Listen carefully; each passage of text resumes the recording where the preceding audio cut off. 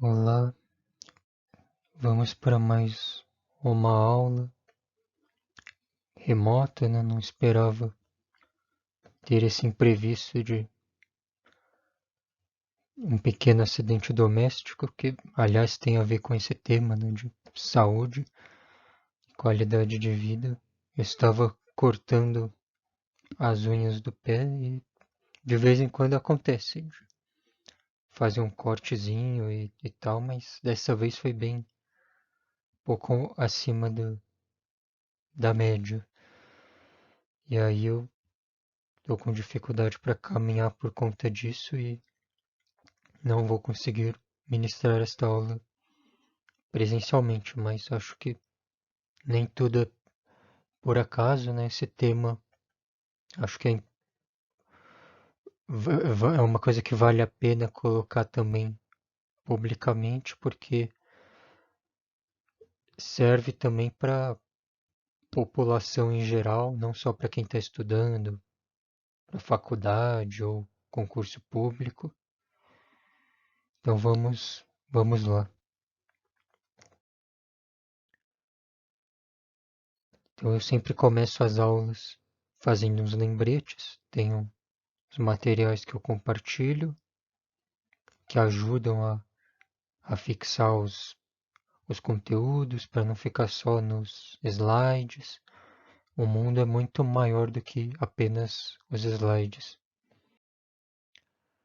Tem as atividades, né, que algumas pessoas ainda não entregaram.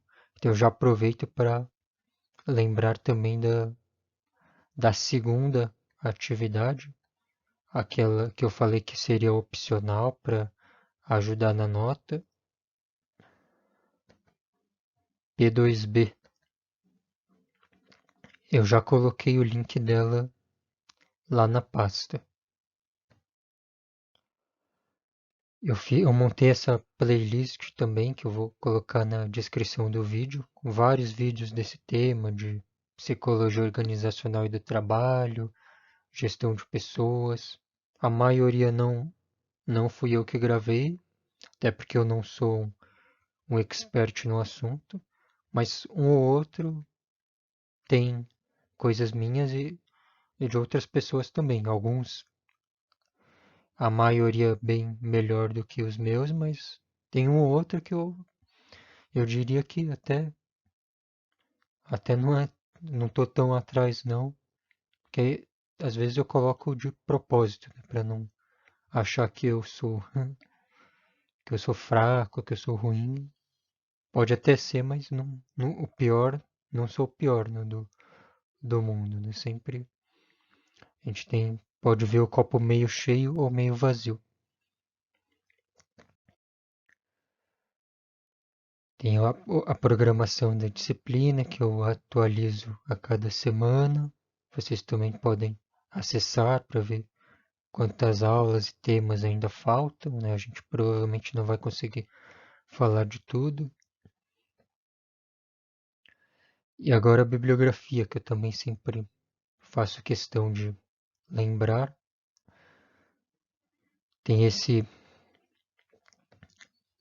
que eu estou usando mais nas últimas aulas, esse livro do Chiavenato, né, o famoso autor da administração, bastante utilizado tanto em meios acadêmicos quanto de referência para os concursos públicos, mas eu também utilizo esse aqui de psicologia organizacional e do trabalho. São as principais referências da aula de hoje. E também tem esses três outros livros que abordam temas correlatos, né? Quem tiver a possibilidade de acessar é interessante.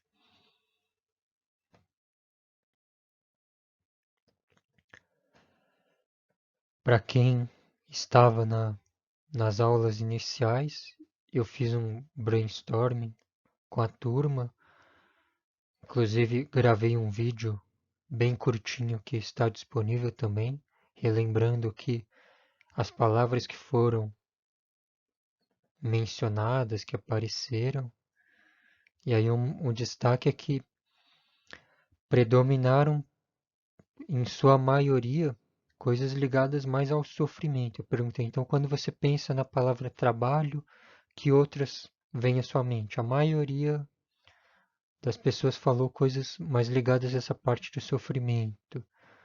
Então, porque quando a gente pensa em trabalho, a satisfação não é a primeira coisa que aparece? Essa é uma reflexão importante.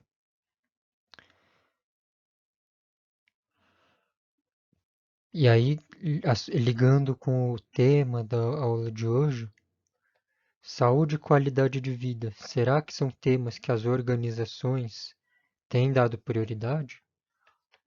Algumas pode ser que sim, mas eu garanto que boa parte não. Inclusive já passei por algumas que não há preocupação nenhuma, né? Quanto mais pior, melhor, né, para eles. Quanto mais pisar nas pessoas, infelizmente tem lugar que ainda tem essa mentalidade. Aqui, só para a turma tinha me perguntado quais seriam as disciplinas do próximo semestre, se o material não foi atualizado, né, a grade, a última que eu tive acesso seriam essas disciplinas. Agora o roteiro, né, o que a gente vai abordar hoje? Primeiramente, conceitos básicos ligados à qualidade de vida e bem-estar. Em seguida, saúde ocupacional, que isso aqui eu considero bastante relevante vocês saberem, para fins de não apenas de prova, mas também para atuação profissional. Não que o primeiro não seja importante, mas como a gente tem que priorizar coisas, esse aqui eu daria uma recomendação maior. Na sequência, falar um pouco, esse aqui bem brevemente, de segurança e prevenção de acidentes, né? Exatamente o que aconteceu comigo hoje. Aliás, eu por acaso eu vi que tem uma publicação do governo, acho que é de 2020, falando sobre prevenção de acidentes domésticos, mas acredito que talvez tenha alguma coisa ligada ao trabalho e, enfim, eu posso colocar o link na descrição do vídeo para quem, se alguém tiver interesse, pode fazer um comentário que eu coloco. Sempre bom quando eu tenho a participação de vocês. E por último, esse daqui também faço destaque importante para vocês se atentarem, que é a atuação que vocês podem ter na prática, de propor intervenções que possam melhorar o bem-estar e a qualidade de vida no trabalho. Então, iniciando com a qualidade de vida, falando um pouco sobre qualidade de vida e bem-estar, tem essa definição aqui da World Health Organization. Para quem não sabe o que significa essa sigla, em inglês ela é a tradução da famosa OMS. Então aqui eu vou ler traduzindo para vocês. A Organização Mundial da Saúde define qualidade de vida como a percepção de um indivíduo, de sua posição na vida, no contexto cultural e sistemas de valores em que vivem e sua relação com suas metas, expectativas, padrões e preocupações. Vamos tentar entender um pouco melhor o que significa isso. É, é algo que é amplo, então tem diversas dimensões da qualidade de vida, não é uma coisa tão simples. Ela pode ser medida por questionários, por exemplo. Tem esse aqui que é bem famoso, que foi criado pela Organização Mundial da Saúde, e ela é utilizada em diversas pesquisas, esse questionário. Na minha área, por exemplo, educação física, bastante, usam bastante, mas eu já encontrei publicações, inclusive, na área de psicologia organizacional e do trabalho. Aqui um exemplo de artigo, tem o link para vocês acessarem caso tenham interesse. Aí ele fala instrumento, rocol, 100, que ele tem outras versões também, mas essa aqui é a de 100 itens, que ela tem vários domínios. Então, como eu expliquei, um questionário ele pode ter esses diferentes fatores e cada um deles traz uma série de questões que a pessoa coloca, se ela discorda totalmente, concorda parcialmente. E aí tem essas dimensões mais física, psicológica, independência, relacionamentos, meio ambiente e crenças, que está junto com religiosidade e espiritualidade. Então eles agrupam esses 100 itens em 24 facetas, que por sua vez estão nesses 6 domínios. Agora mais da área de psicologia organizacional e do trabalho, até uma revista que tem um nome bem próximo. Então trata desse assunto, então qualidade de vida e sua relação com questões de trabalho, família, no contexto lá da pandemia ainda. Então como que as pessoas conciliavam a questão do trabalho com a família, que estava naquela época, principalmente do isolamento social, tudo muito misturado. Então, como que as pessoas lidavam com esses desafios? Agora, falando um pouco de bem-estar, ele pode ser considerado com base em três componentes principais: físico, mental e emocional.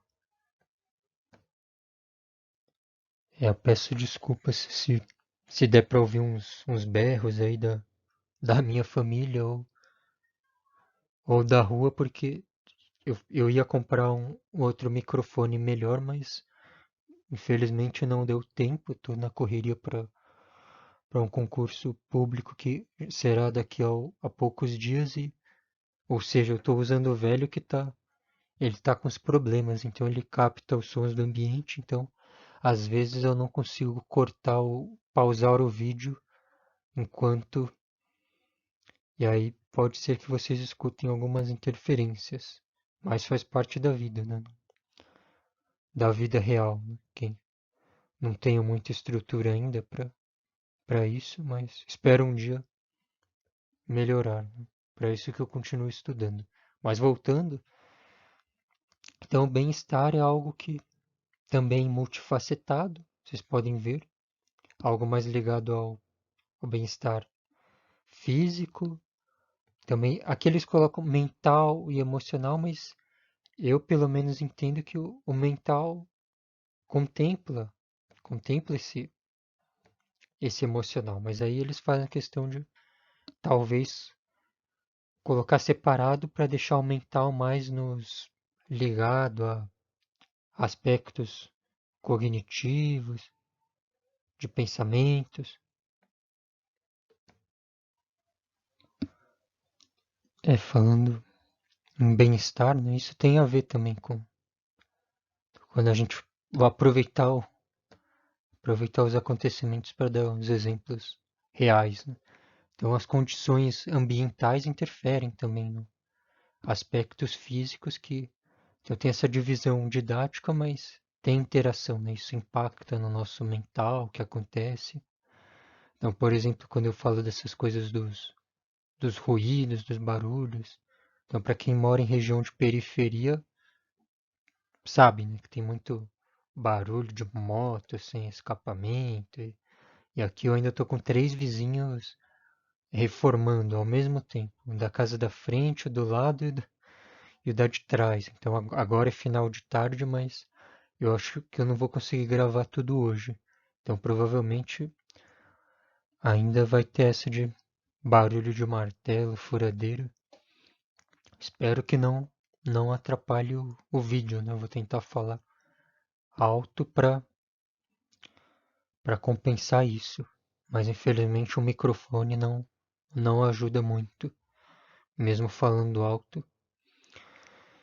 Mas enfim, então esses componentes eles devem estar equilibrados. Não adianta eu cuidar só da, por exemplo, a pessoa lá faz academia, mas aí a parte mental não cuida, né? Não cuida da saúde mental, emocional. Ela vai ter, provavelmente tem mais chances de ter problemas de saúde se ela não cuida de todos os componentes do bem-estar. Agora nós temos também o que se chamam paradigmas de estudo do bem-estar. Essa referência aqui ele coloca duas, basicamente. Uma com ênfase, que ele chama ênfase na doença. Na verdade, não é exatamente ele que coloca esse nome, mas foi assim que eu traduzi, que fez mais sentido para mim.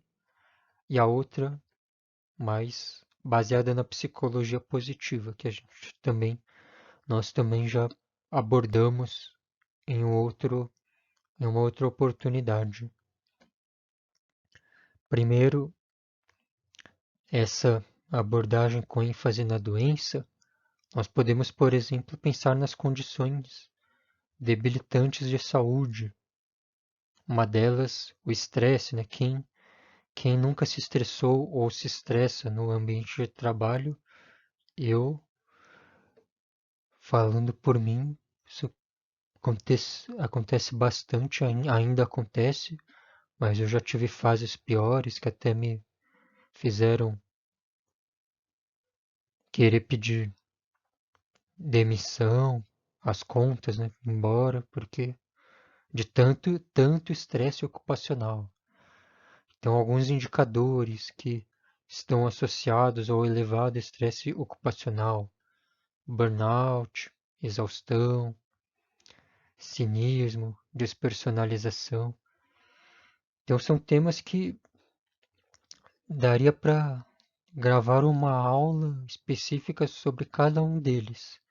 Então, não vai dar para aprofundar hoje, mas posteriormente podemos, caso vocês tenham interesse, falar um pouco mais sobre cada um deles. Já esses mais ligados com a psicologia positiva, existe esse conceito chamado capital psicológico. Então por que capital? Né? Quando a gente pensa no dinheiro, nas economias, no montante, é um raciocínio parecido. Então ele junta todos esses aspectos. Então são fatores que contribuem para o nosso capital psicológico, autoeficácia, otimismo, esperança, resiliência e outros. Então, sem falar em muitos detalhes, como eu digo nas minhas aulas, né, podemos ser exaustivos nos slides, mas eu não gosto de fazer isso até para incentivar vocês irem nas fontes, lerem as referências, porque a aula é um recorte, nunca dá para falar tudo. A ideia é que ela seja um incentivo para vocês seguirem se aprofundando. Agora vamos continuar esse tema de saúde ocupacional no próximo vídeo. Vou fazer um pequeno intervalo.